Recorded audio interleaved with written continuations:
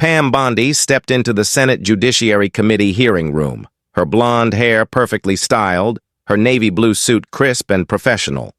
The former Florida Attorney General carried a thin leather portfolio that seemed ordinary, but contained evidence that would change everything. The committee room buzzed with anticipation, cameras flashing as Senator Cory Booker leaned forward at the desk, a confident smile playing on his lips. Just moments earlier, Booker had delivered a blistering attack against Bondi, calling her testimony a defense of corruption and partisan theater. His voice had risen to that familiar, passionate crescendo that had made him a Democratic star. "Ms. Bondi," he declared, pointing directly at her, "your history of defending questionable practices makes you an unreliable witness before this committee." The crowd had murmured their approval, Democratic staffers nodding eagerly. Booker thought he had her cornered, thought this would be another viral moment in his political highlight reel. But Bondi didn't flinch. Instead, she calmly opened her portfolio and removed a single document that made Booker's face freeze mid-sentence. What happened next left the entire committee room speechless and may have permanently altered Booker's political future. Before diving into this explosive story, comment where you're watching from, and don't forget to subscribe to our channel for more political truth bombs that the mainstream media won't show you. The tension between Pam Bondi and Cy Booker had been building for years, representing the wider political divide in America. Bondi, the first female Attorney General of Florida, had built her reputation as a tough prosecutor and defender of conservative principles. Her blonde hair and polished appearance belied a razor-sharp legal mind that had successfully argued before the Supreme Court. Now, as a private citizen called to testify before Congress on election integrity, she came prepared for battle. Booker, the former mayor of Newark turned senator, had cultivated his image as a progressive champion. Known for his Spartacus moment during the Kavanaugh hearings and his passionate speeches that went viral on social media, Booker had presidential ambitions and a flair for dramatic confrontations that played well to his base. With his broad shoulders and commanding presence, he dominated most rooms he entered. The hearing room that day was packed with journalists, political staffers, and members of the public. The stakes couldn't have been higher. This wasn't just about one hearing. It was about who controlled the narrative on election integrity, a topic that had divided Americans for years. Democrats claimed voter suppression was the real threat. Republicans pointed to potential fraud and irregularities. Camera operators jostled for position, knowing that confrontations between star political personalities meant ratings gold. What they didn't know was that this particular confrontation would surpass all expectations. Ms. Bondi, Committee Chairman Dick Durbin, had begun. "We've called you here today to discuss your research into election processes. Please proceed with your opening statement." Bondi had just begun speaking when Booker interrupted, something he was known for during high-profile hearings. He leaned toward his microphone, his deep voice filling the chamber. "Mr. Chairman, before the witness continues, I'd like to note for the record that Ms. Bondi has a history of partisan positions that calls into question her objectivity on this matter." The interruption was calculated, a move to throw Bondi off balance before she could even present her findings. Democratic staffers exchanged knowing glances. Republican members frowned at the breach of protocol. The battle lines were drawn, but Bondi remained composed, her eyes locked on Booker with unexpected confidence. "Senator Booker," Chairman Durbin cautioned, "please allow the witness to complete her statement before questioning begins." Booker nodded with a slight smile, sitting back in his chair, but his interruption had achieved its purpose, establishing dominance and putting Bondi on the defensive, or so he thought. Bondi began her testimony methodically, laying out her research on election procedures across several key states. Her voice remained steady as she discussed statistical anomalies and procedural concerns. The Democratic side of the D's showed dismissive body language, checking phones, whispering to aides, rolling eyes. 15 minutes into her testimony, Senator Amy Klobuchar passed Booker a note. He read it, nodded, and when Bondi paused to take a sip of water, he seized the opportunity. "Miss Bondi, you've made several claims about election irregularities, but isn't it true that your own organization received funding from groups with a vested interest in challenging election results?" The question clearly planned in advance drew approving nods from the Democratic side. This was Booker's specialty, the pointed question that suggested impropriety without directly alleging it, perfect for social media clips. Bondi placed her water glass down slowly. "Senator, my research stands on its merits regardless of funding sources, but for the record, my organization is transparently funded and nonpartisan." "Nonpartisan?" Booker's voice rose incredulously. "Your history suggests otherwise. You appeared at political rallies, endorsed candidates, and even Senator," Bondi interrupted firmly. "My past political activities are not relevant to the data I'm presenting today." The tension in the room ratcheted higher. Camera operators zoomed in on both faces, Booker's growing indignation versus Bondi's cool resolve. For the next 20 minutes, the exchange grew increasingly heated. Booker cited Bondi's past statements on voter ID laws, her support for various Republican candidates, and her media appearances on conservative networks.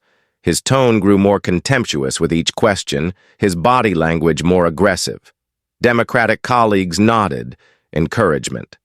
This was the Booker they knew, passionate, righteous, dominating the exchange. But something unexpected was happening.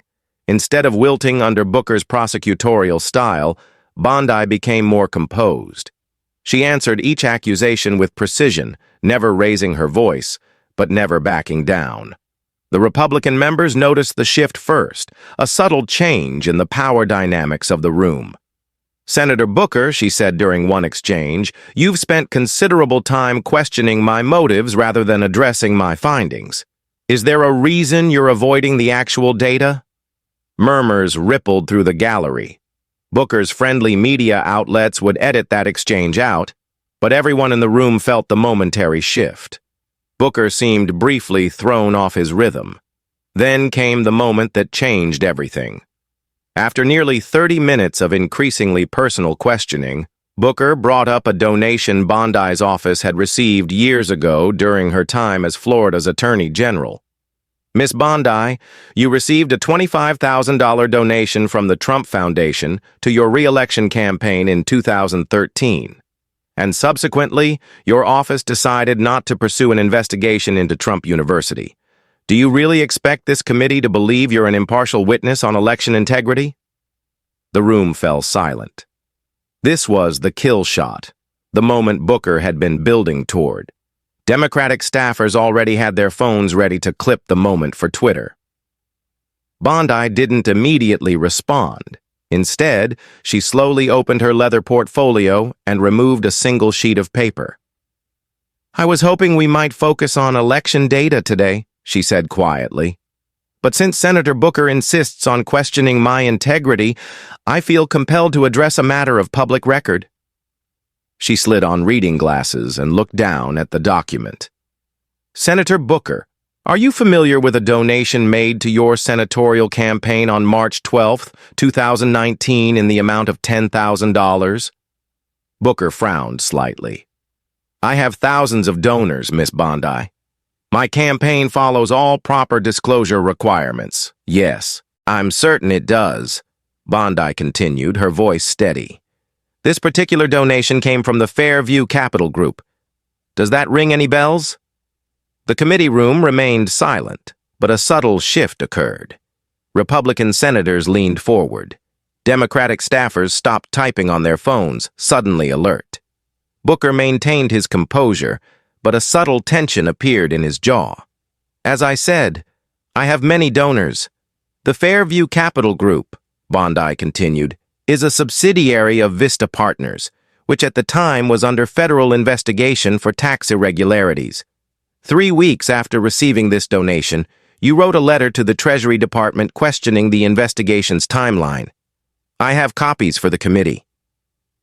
She removed additional papers from her portfolio and handed them to the committee clerk, who began distributing them to stunned senators on both sides of the DEIs. Wait just a minute, Booker began, his confidence visibly shaken. That's a complete mischaracterization. But Bondi wasn't finished. The room was now completely silent, every eye fixed on her as she methodically laid out a timeline connecting Booker's campaign donations to his official actions on 3 separate occasions. With each example, she provided documentation, public records that anyone could verify, but that no one had previously connected. Chairman Durbin, looking uncomfortable, tried to intervene. Miss Bondi, we should return to the topic of the hearing. With all due respect, Mr. Chairman, Bondi responded firmly. Senator Booker has spent nearly 40 minutes questioning my integrity and motivations. I believe I'm entitled to establish that selective concerns about conflicts of interest might be problematic for many in public service, including the senator. The gallery erupted in murmurs. Journalists frantically typed notes. Booker's face had transformed from confident to stunned to angry in the space of minutes, while several of his Democratic colleagues were suddenly very interested in the papers before them, avoiding eye contact. These donations, Bondi continued, her voice rising slightly for the first time, were all perfectly legal, just as the donation to my campaign was legal and properly disclosed. The difference, Senator Booker, is that I never took official action based on that donation, despite what you've implied. Your letter to Treasury, however, this is absurd, Booker interrupted, his composure cracking. You're trying to distract from your own. I have the floor, Senator, Bondi stated firmly. You've had 40 minutes to question my character. I believe I'm entitled to respond. The clerk handed the final set of documents to Chairman Durbin, who glanced at them with a furrowed brow. The room was so quiet you could hear papers rustling. Bondi removed her reading glasses and looked directly at Booker. Senator, you've built your reputation on righteousness and transparency. You speak eloquently about integrity in public service. Yet, when your own fundraising is examined with the same scrutiny you apply to others, a troubling pattern emerges. She turned to address the entire committee. I didn't come here today to discuss campaign finance. I came to present data on election procedures that deserve bipartisan attention. But when my personal integrity is repeatedly attacked as a way to dismiss that data without examining it, I have no choice but to defend myself. The moment crystallized, something everyone in the room felt. The tables had completely turned. Booker, who had begun the exchange as the aggressor, now sat rigid, defensive as whispers spread through the chamber. His Democratic colleagues looked uncomfortable, suddenly aware that the viral clips from this hearing would not be what they anticipated. Senator John Kennedy of Louisiana, known for his folksy but sharp questioning, leaned forward. Miss Bondi, just to clarify, are you suggesting Senator Booker acted improperly with these donations? I'm suggesting, Bondi replied carefully, that if we're going to question the motives of witnesses based on who supported their work, that standard should apply universally. I'd prefer we focus on facts and data rather than attacks on character. Kennedy nodded slowly, a slight smile forming. Well, that dog will hunt. Booker, regaining some composure, tried to redirect. Mr. Chairman, this is a blatant attempt to distract from Ms. Bondi's testimony, which remains unsupported by... Senator Booker, Chairman Durbin interrupted, looking troubled. I think we should take a 15-minute recess. The chairman's intervention, cutting off a member of his own party, spoke volumes about how dramatically the hearing had shifted.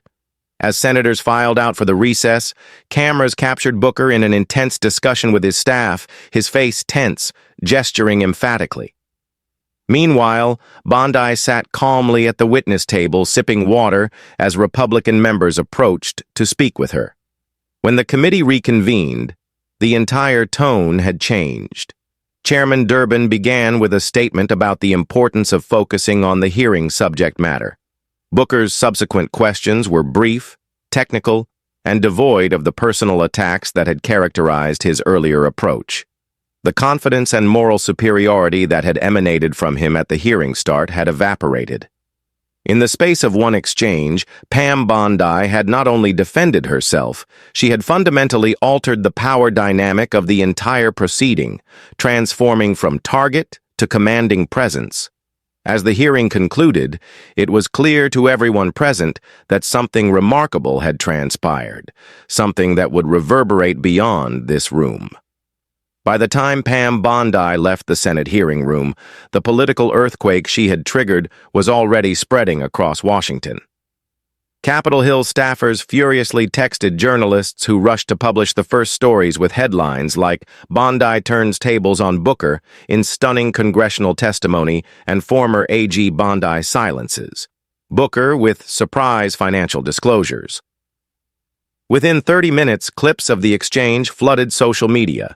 The hashtag #JocksBondiProof started trending nationwide, with conservatives sharing the moment Booker's face fell as Bondi pulled out her documentation. "Watch Pam Bondi absolutely destroy Cory Booker with receipts," wrote one account with over 2 million followers, the video garnering hundreds of thousands of views within hours. Mainstream networks scrambled to adjust their coverage. What was supposed to be another Booker moment, the senator passionately confronting a conservative witness, had morphed into something entirely different. CNN's political panel looked visibly uncomfortable discussing the hearing, with one commentator admitting this did not go the way Senator Booker expected. Fox News, meanwhile, devoted their primetime programming to the exchange, with Tucker Carlson opening his show by saying, "Tonight, you'll see one of the most significant congressional takedowns in recent memory. Pam Bondi just gave a masterclass in how to handle political ambush." By evening, the story had evolved beyond the hearing itself. Journalists began investigating the connections Bondi had outlined, verifying the timeline of donations and Booker's subsequent actions. While careful not to allege illegality, reports confirmed the basic facts Bondi had presented: the donations existed, and Booker's office had taken the actions she described. Senator Booker's office released a statement calling Bondi's presentation a misleading attempt to distract from important questions about election integrity. The statement explained that the senator's actions were based on constituent concerns and policy principles, not campaign contributions, but the defensive tone only fueled further coverage. In conservative media, Bondi was immediately elevated to hero status. "Pam Bondi showed Washington how it's done," declared Laura Ingraham. "She came prepared with facts, stayed cool under pressure, and exposed the hypocrisy we see daily from the left." Even more damaging for Booker was the reaction from his own side. Progressive outlets that would normally defend a Democratic senator were notably restrained, with one prominent liberal website running an analysis piece titled "When Righteous Indignation Meets Proper Preparation: Lessons from the Bondi-Booker Exchange." Behind the scenes, the fallout was even more significant.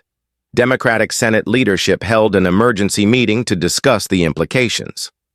While publicly supporting their colleague privately, they worried about the damage to Booker's brand as an above-the-fray moral voice, and about what other financial connections might now face scrutiny.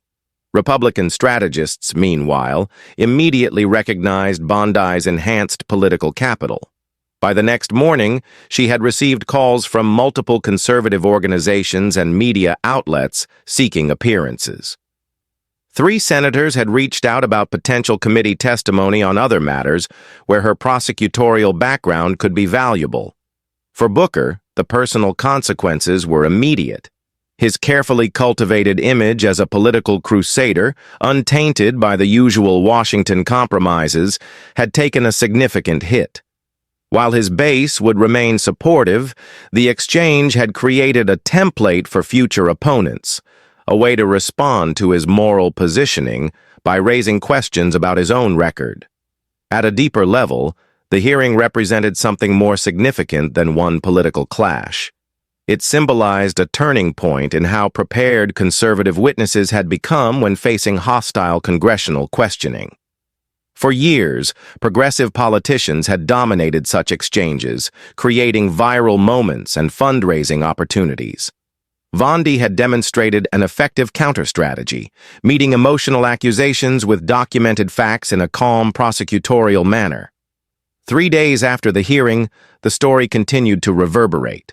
The Wall Street Journal editorial board published a piece titled "The Bondi Standard," arguing that her performance should become the model for all congressional witnesses facing partisan questioning. Meanwhile, Democratic strategists circulated private memos advising members to be more cautious when attacking witnesses who came from legal backgrounds, particularly those with prosecutorial experience. For Pam Bondi herself, the aftermath brought both opportunity and responsibility. Appearing on Fox and Friends, she downplayed the personal aspect of the exchange. "This wasn't about Senator Booker or me," she explained.